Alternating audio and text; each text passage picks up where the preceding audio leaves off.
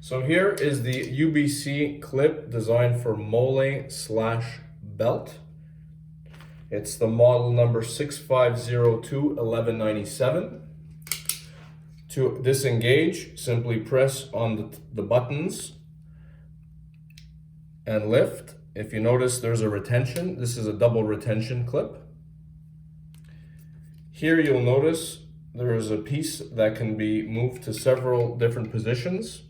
For the 2 1/4 belt, you place it along the bottom and then slide it in to lock it in place. This gets mounted quickly and easily to the belt loop. If you notice that it's designed for a 2 1/4 space, and simply gets put onto the belt. Same concept. The taser holster then gets mounted bottom up, locked in place, and can be pivoted in its multiple positions.